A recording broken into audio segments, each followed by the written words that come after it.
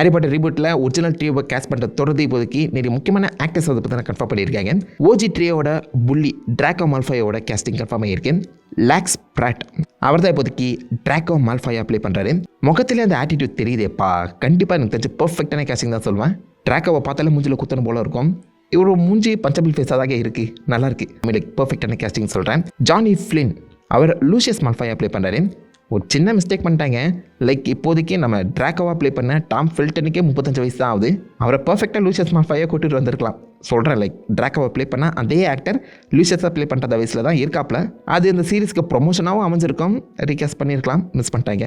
Tom ஃபெல்டன் வேறு இப்போ லேட்டஸ்ட்டாக ஒரு நாடகத்தில் ட்ராக்கோவை வேஷம் போட்டிருக்காருங்க, நல்லா இருந்துச்சு. நீங்கள் என்ன நினைக்கிறீங்க? ட்ராக்கோவை ப்ளே பண்ண வர லூசியஸை கூட்டு வந்தால் நல்லா இருந்திருக்குமா? கீழே காம பண்ணுங்க. அண்ட் முக்கியமாக அலிசியா எலோனியை பார்வதி பட்டியலாக கேஸ் பண்ணியிருக்கீங்க. நம்ம ஊர் போனாப்பா அப்படி நீங்கள் கேட்குறது எனக்கு புரியுது. அலிஷா வந்து இட்டாலியனாங்க. ஏண்டா செகண்ட் ஹைலி பாப்புலேட்டட் கண்ட்ரிடா, 10க்கு வரைக்கும் வருஷம் 10,000 படங்களை இறக்கிட்டு இருக்கோம். ஒரு சைல்டு ஆர்டிஸ்ட் கிடைக்கலையாடா உங்களுக்கு பார்வதி பட்டியல் அப்ளை பண்ண? யாரா நீங்கள்? டைவர்சிட்டி வேணும்னு கேட்பாங்க, ஆனால் அதுக்கேற்ற மாதிரி கேஸ் பண்ண மாட்டானுங்க. கொய்யால இந்த பொண்ணு நல்லா தான் நடிப்பா போல, அதுக்காக தான் கேஸ் பண்ணியிருக்காங்க. பட் பார்வதி பட்டேல் இந்தியா தானே, ஒரு இந்தியன் ரூட் இருக்க கேரக்டரை கேஸ் பண்ண முடியும் உங்களால்?